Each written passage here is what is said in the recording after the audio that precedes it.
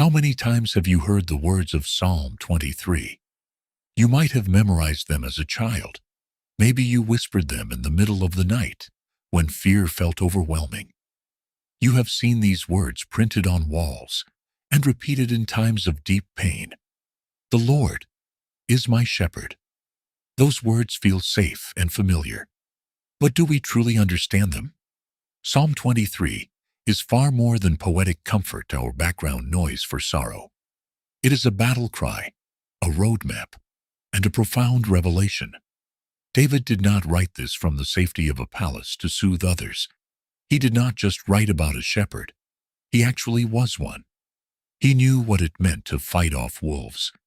He walked through dark valleys with nothing but a sling and his faith. That is why every single word bleeds with meaning. He wrote from his own raw survival story. This is not a gentle lullaby. It is a gritty testimony. Centuries later, Jesus, the Good Shepherd, echoed these words with his own life. Suddenly, Psalm 23 was no longer just David's story. It became ours.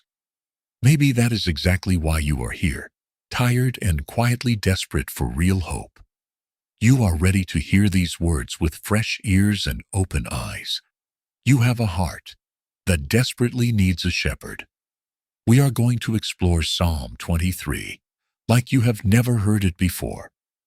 We will go verse by verse, uncovering ancient and urgent truths hidden in every line. This psalm mirrors your personal struggles, but it also prophetically points to Jesus' no, in a way most people completely miss. David's seemingly simple words carry a distinct pattern of survival. This pattern reflects our journey through pain, as well as God's relentless pursuit of us through every season of life.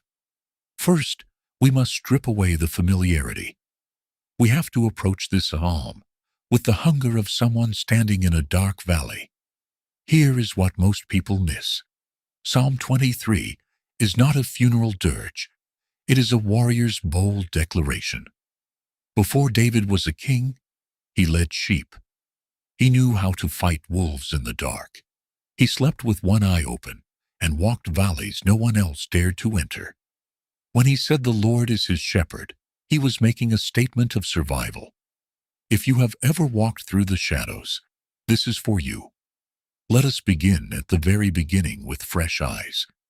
The opening line is so familiar that we easily miss its heavy weight.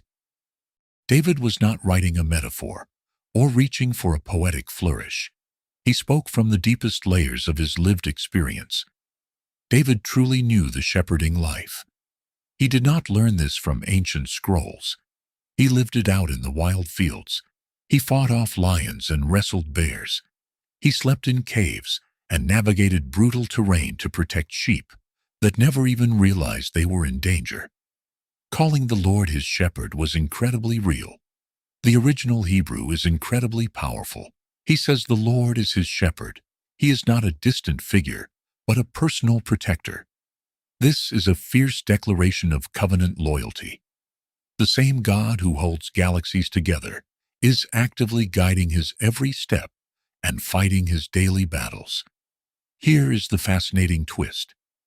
David was not just identifying with the sheep. He was foreshadowing the ultimate shepherd who was to come. Centuries later, Jesus declared that he was the good shepherd who lays down his life.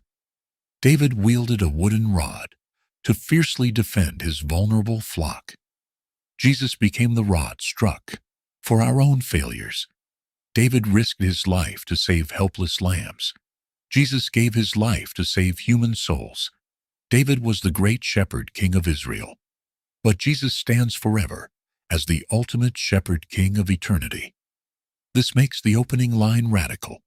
It forces us to ask, who is really leading our lives? Not just in theory, but in the daily decisions and late-night fears.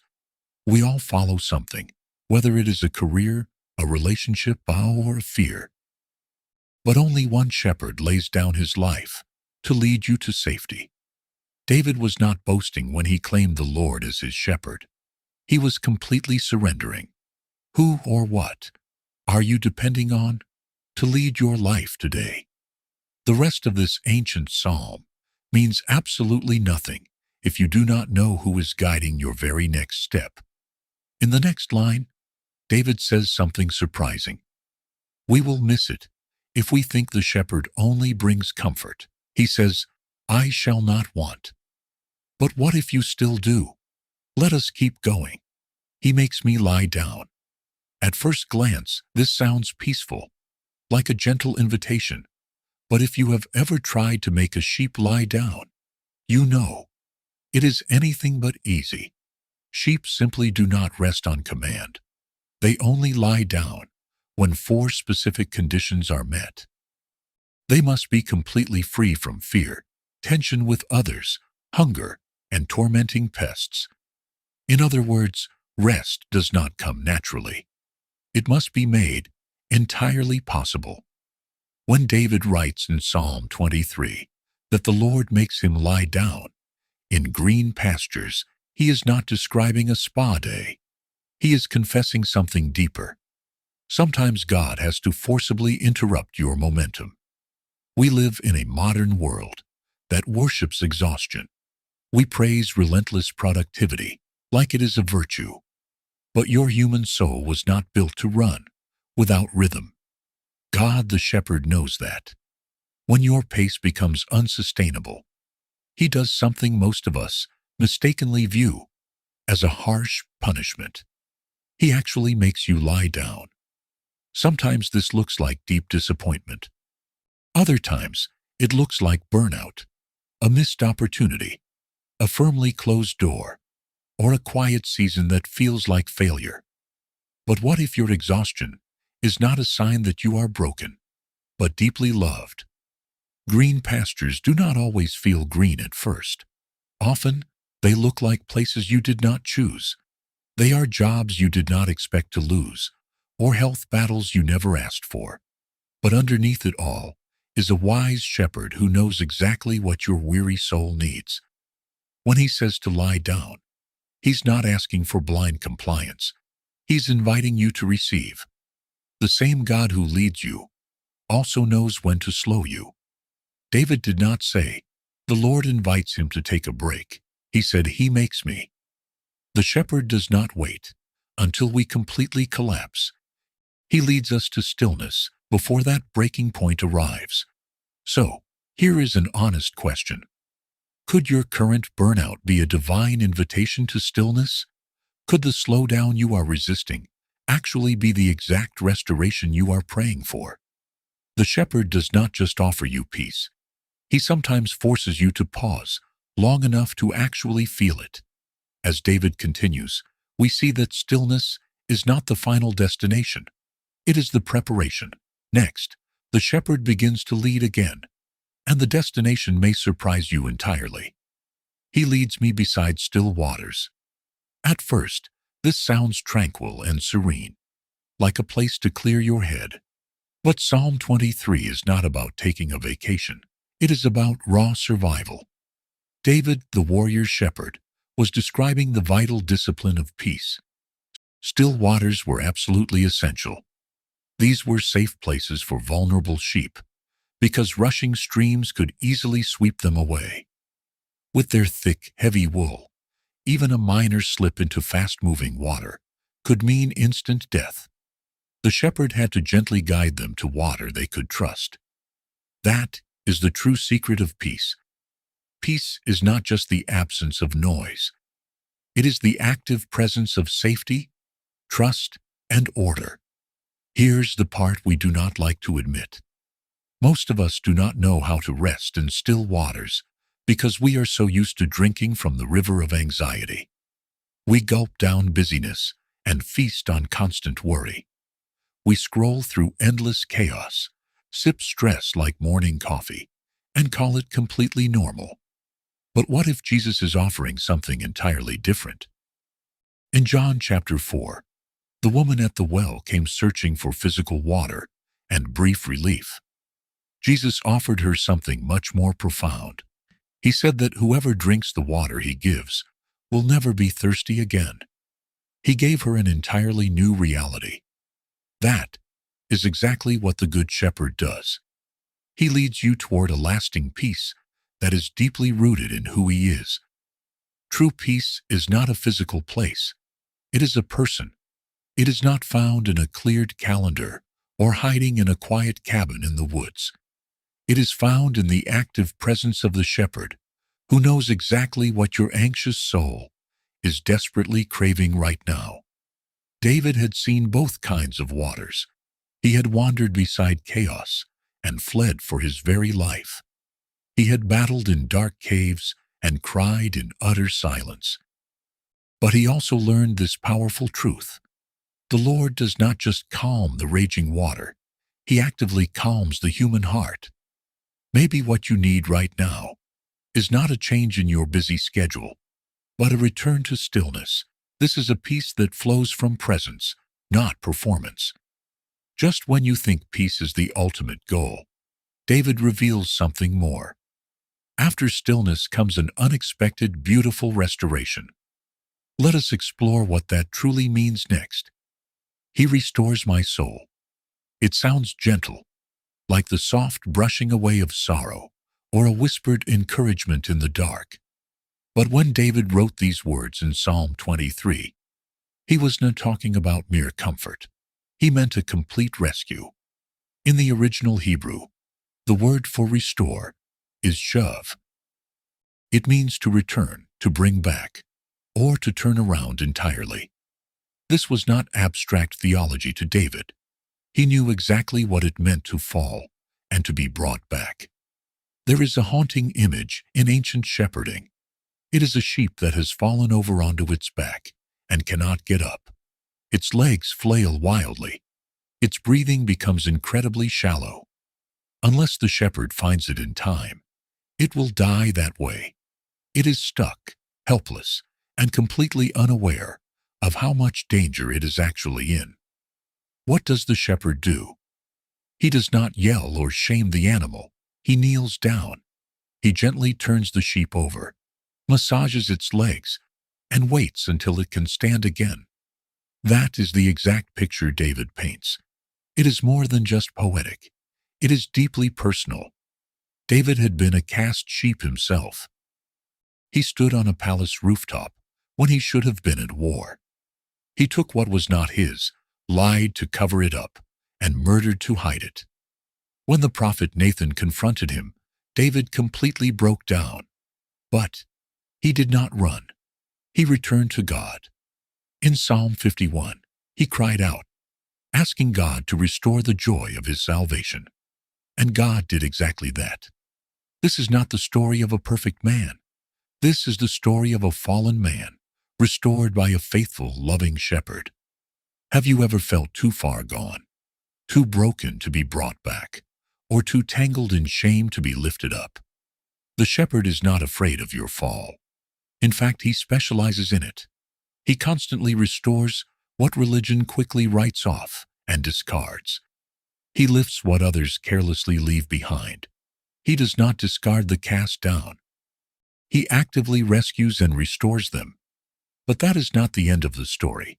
Once your soul has been lifted, it desperately needs to be led.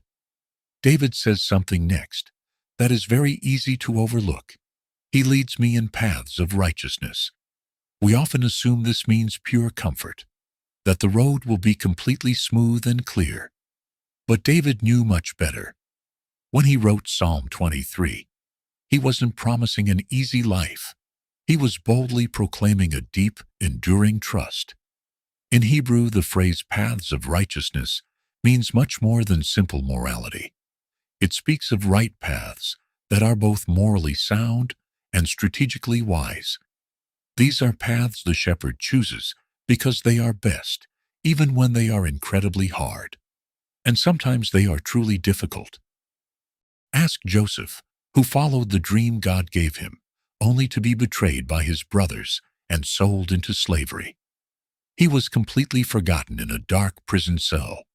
Ask Moses, who obeyed the call of God, only to spend 40 years wandering with a rebellious, stubborn people. Ask Jesus, who followed the will of the Father, all the way to the brutal cross. These were all righteous paths, but they were certainly not easy. The truth is that the mess you are in right now may not be evidence that you have taken a wrong turn. It may actually be proof that you are on the exact path God has carefully chosen for your soul. Here is the key. The shepherd does not just send you down the road alone. He actively leads you. He is ahead of you, clearing massive obstacles and watching for hidden danger. He guides your steps, even when you do not realize you are being guided. Yes, sometimes it feels like he is completely silent, but silence is never absence. In fact, the shepherd's leadership is often clearest in hindsight, like a divine GPS recalculating your steps based on his faithfulness. Have you ever missed a turn only to find a new road still waiting? That is not a mere coincidence. That is pure grace. Maybe your detour was not a detour at all. Maybe it was the right path, just not the easy one. Righteousness is not always lined with applause. Sometimes it is lined with heavy resistance, deep loneliness, or even profound sorrow. But it is still the way, and the shepherd still leads. But what happens when that path leads straight into shadow? What if the next step takes you into a place you fear the absolute most? David's next words do not describe a sunny mountaintop. They describe a dark, terrifying valley. And not just any valley, but the valley of deep darkness. Let us walk there next together.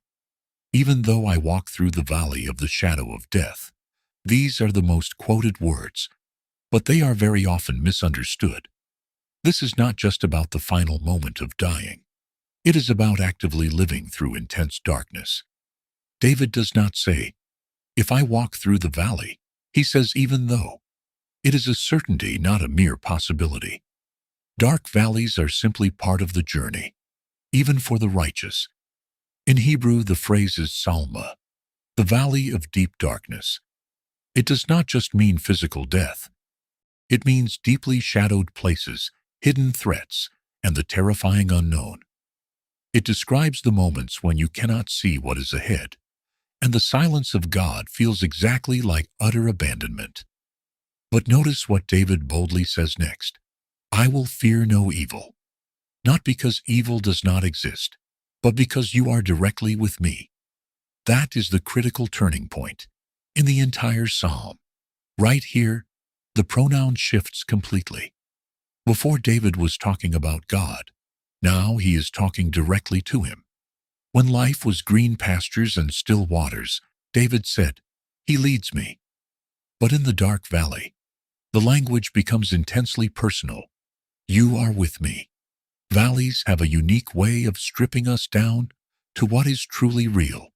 No more religion, no more daily routine. It is just you and God alone in the dark. That is when you discover something that sermons cannot teach. The shepherd does not avoid the terrifying valley. He walks directly through it with you. Do you remember Gethsemane when Jesus cried out in sheer agony? He too walked through the dark valley, not just beside us, but far ahead of us. He descended into our darkest shadows so we would never have to walk them completely alone. And here is the hidden hope in the verse. It is a shadow, which means there must be light nearby. Shadows only exist when light is actively present. The presence of that shadow may terrify you, but it is also solid proof that the shepherd is very near. So if you are in that place of uncertainty or deep dread today, you are absolutely not abandoned. You are fully accompanied. The dark valley is not your enemy. It is your ultimate classroom. It is where theology becomes deep intimacy, and where fear finally becomes faith. But the Good Shepherd does not stop there. In the next line, David does not speak about simply walking anymore. He talks about actively fighting. And the shepherd is not just guiding now, he's fiercely defending. Let us look closely at that. "Your rod and your staff, they deeply comfort me." It is one of the most surprising and radical lines in Psalm 23. comfort from a hard rod, and a wooden staff. These are not soft, gentle tools.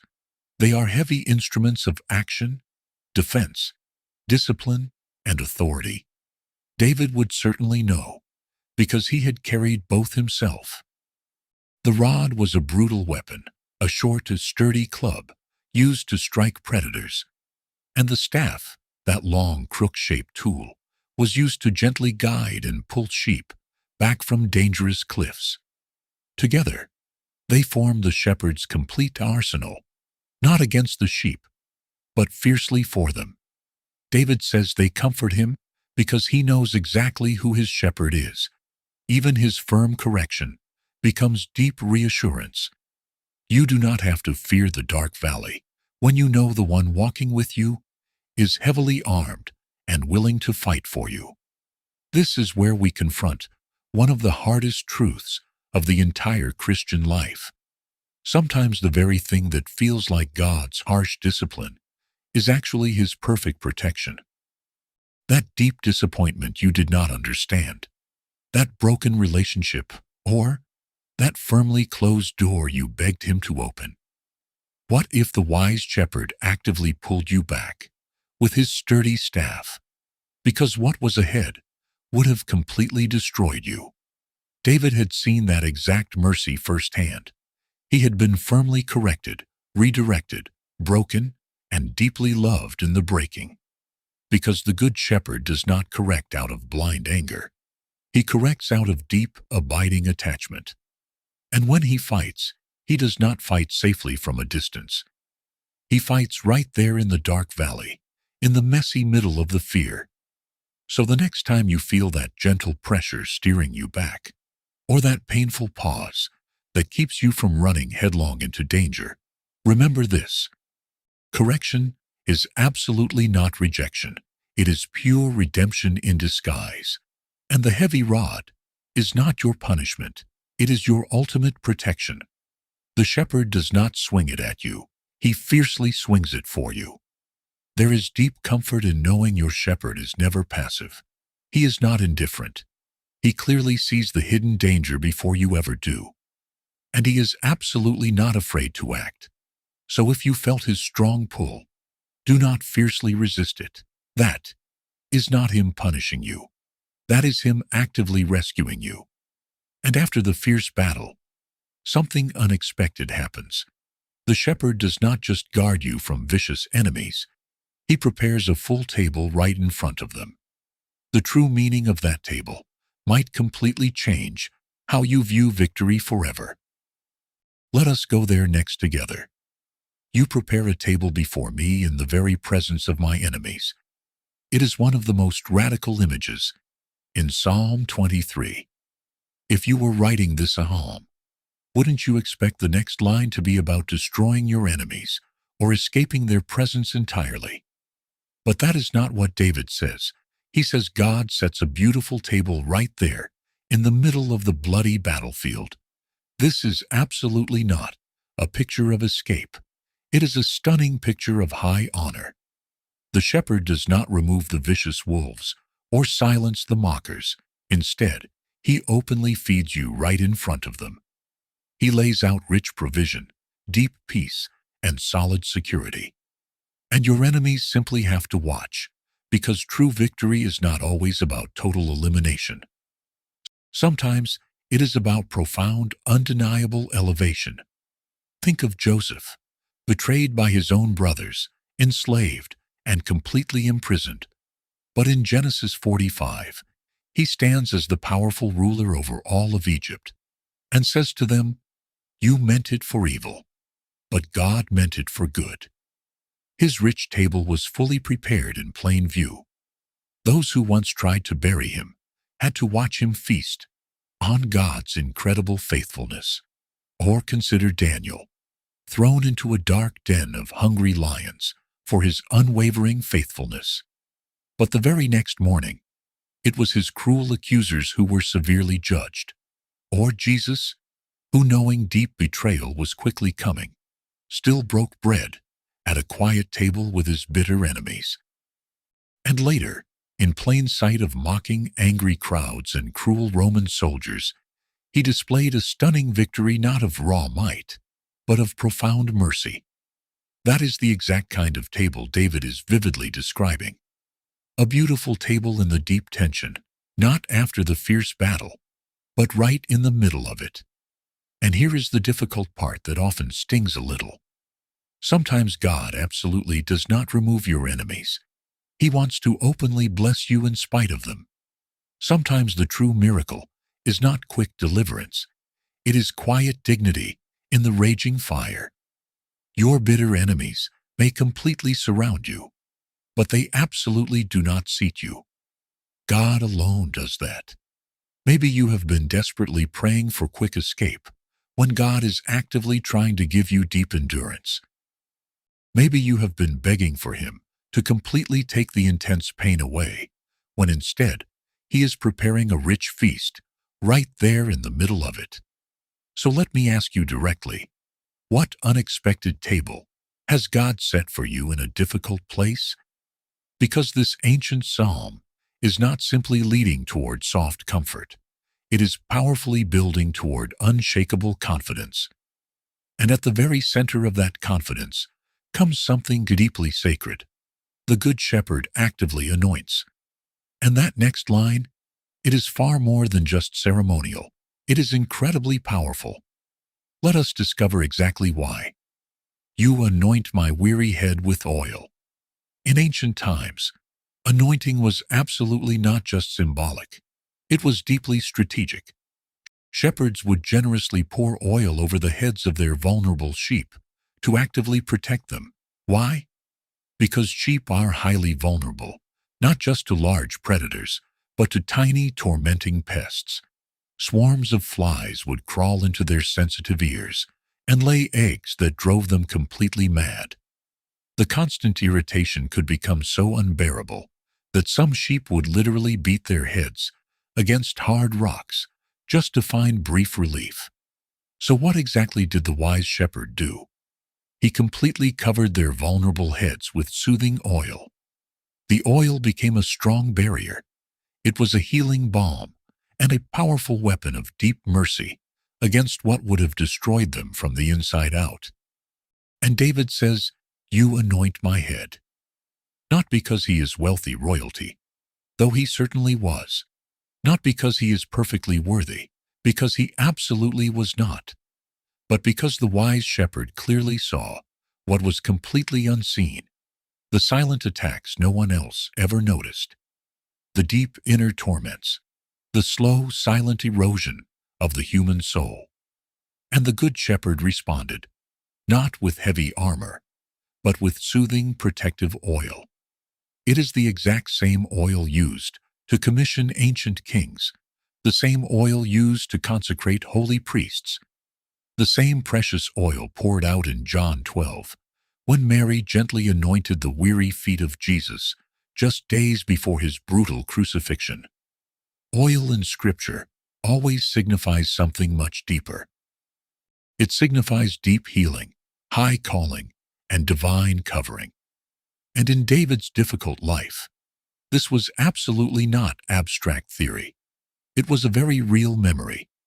As a young teenage shepherd, he was suddenly summoned from the wild fields, and the prophet Samuel poured rich oil over his head.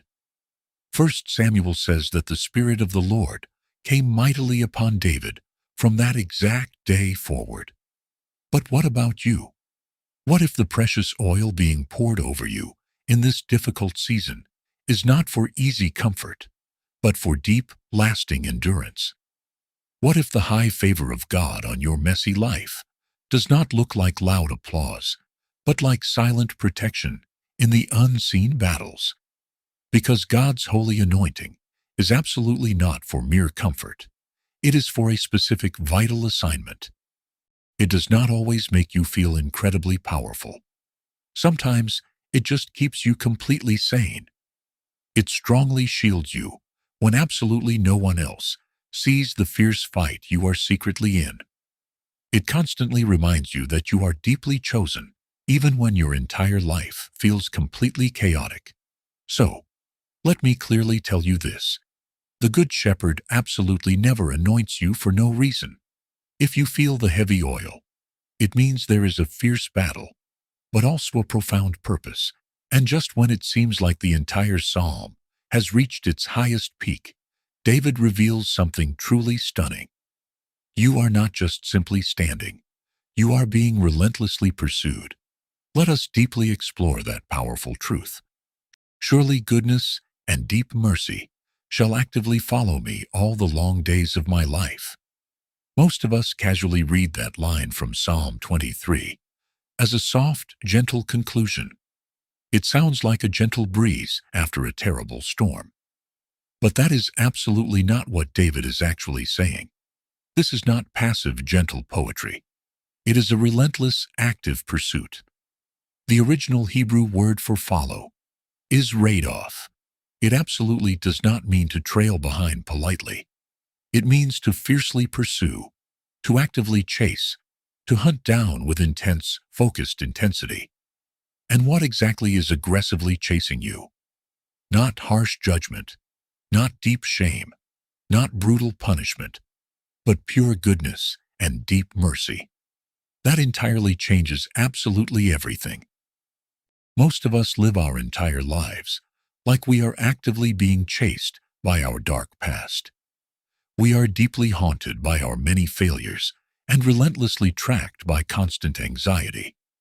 We quickly run faster, work much harder, and exhaust ourselves trying to simply stay ahead of heavy regret. But David brilliantly flips the entire script. He's absolutely not running from something terrible. He is actively being pursued by someone wonderful. And that specific someone is completely relentless. This is absolutely not mercy that politely waits for you to finally ask. This is fierce mercy that actively comes after you when you are absolutely not even looking for it. When you are completely wandering, when you are incredibly stubborn, when you are simply too deeply ashamed to finally come back. Think of Peter. After denying Jesus 3 painful times, he did not return. He went straight back to simple fishing, back to exactly what he clearly knew, back to what felt completely safe. But in John chapter 21, Jesus actively shows up on the quiet shoreline, not with a harsh rebuke, but with warm, fresh breakfast. He absolutely does not neglect Peter. He completely restores him. He fiercely chases him with deep mercy and gently sits him down at a warm fire to clearly remind him, you are absolutely still mine. That is exactly the Good Shepherd's beautiful heart. And his pure goodness, it is absolutely not just simple kindness. It is rich, abundant provision.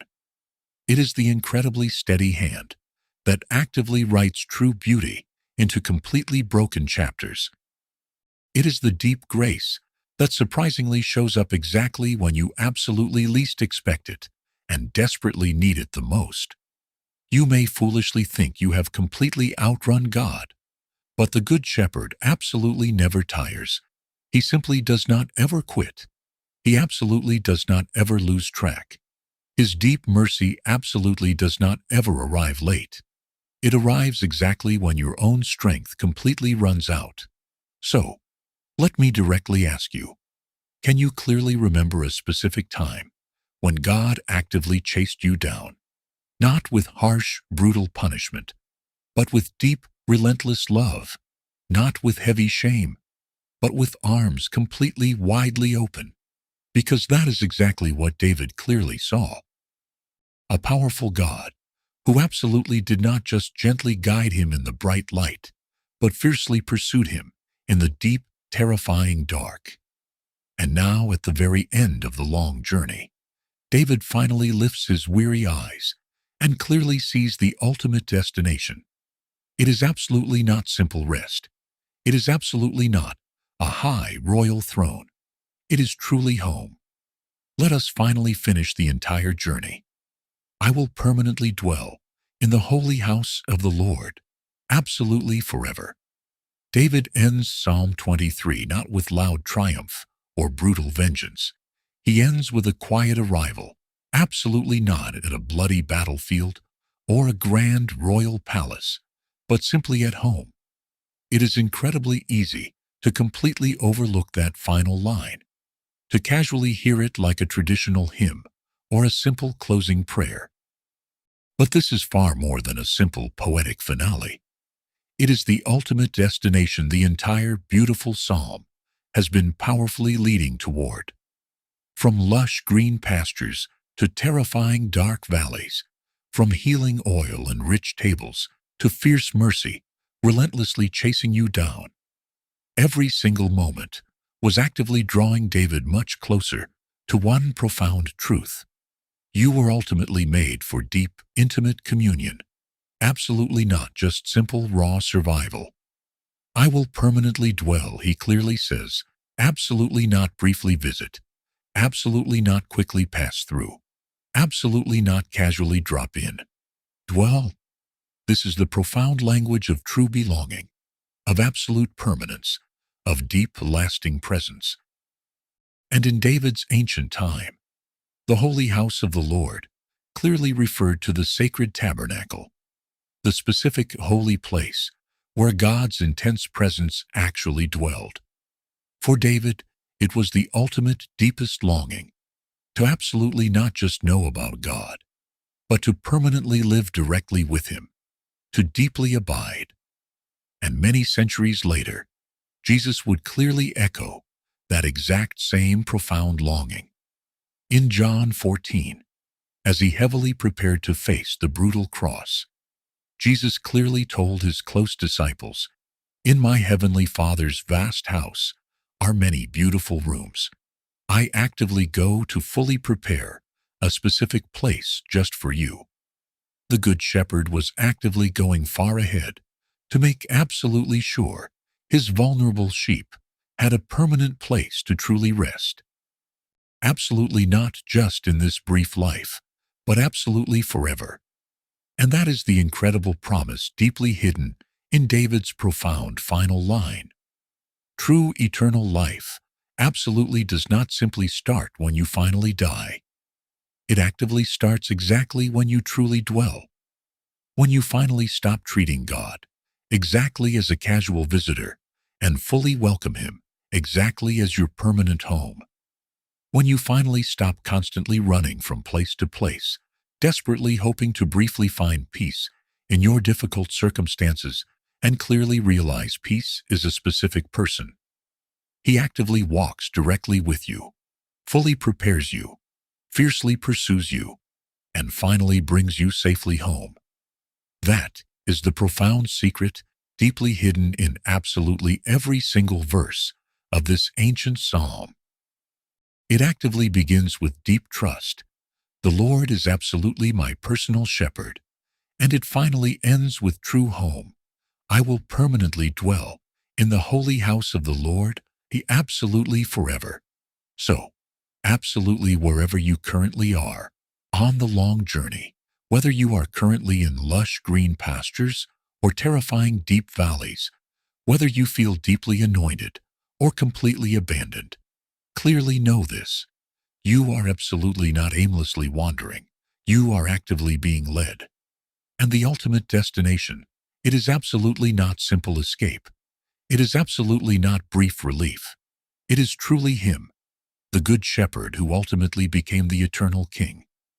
Let us deeply reflect on that incredible truth in our final quiet moments together. From the very first powerful words, "The Lord is my shepherd," to the final beautiful promise, "I will dwell in the house of the Lord forever." Psalm 23 has actively taken us on a profound journey, absolutely not just simply through green fields and dark valleys, but directly through the very deep heart of God. This was absolutely not just a simple psalm about vulnerable sheep. It was the powerful testimony of a young shepherd who eventually became a great king. And it is the profound echo of a much greater shepherd who actively reigns exactly as king, absolutely forever. David's messy life completely mirrored the beautiful psalm he powerfully wrote. He was actively chosen in deep obscurity, deeply anointed in the wild fields, relentlessly hunted in the brutal wilderness. He was completely restored after massive failure, highly elevated in the very presence of bitter enemies. And directly through it all, he was actively pursued, absolutely not by fleeting fame or raw power, but by God's pure goodness and deep mercy. And Jesus, he actively walked that exact same difficult road, but absolutely where David fiercely fought, with heavy rod and wooden staff. Jesus fiercely fought with brutal nails and sharp thorns. Absolutely where David powerfully spoke of healing oil, Jesus was deeply anointed exactly for his brutal burial. Absolutely where David truly feared absolutely no evil, Jesus actively faced pure evil head-on and completely overcame it. He's truly the Good Shepherd, who ultimately became the sacrificial lamb, and the lamb who now actively reigns exactly as the eternal shepherd king. So if you have absolutely ever wondered whether Psalm 23 actually still speaks, it absolutely does. It powerfully speaks directly to the deeply weary. You are absolutely not completely alone. It clearly speaks directly to the aimlessly wandering. You are actively being led. It gently speaks directly to the deeply wounded. You are actively being completely restored. And it powerfully speaks directly to you, absolutely wherever you currently are, clearly saying you are absolutely not completely forgotten. Because this is absolutely not just David's ancient story. It is truly yours. The Good Shepherd has actively walked absolutely every single difficult path you are currently on. And his gentle voice actually still actively calls your specific name. Let us actively keep walking. Let us actively keep trusting. And let us absolutely never completely forget the Good Shepherd absolutely never actually left. He's actively just getting you safely home. If this ancient psalm means more to you now than it ever has, please share it with someone who desperately needs a shepherd. Share which specific verse speaks to you the loudest today. Your personal story might be the exact encouragement someone else is waiting for. Let us keep walking forward together. Let us keep deeply trusting the journey. And let us never completely forget this one profound truth. The Good Shepherd never actually left your side. He is simply guiding your steps and getting you safely home.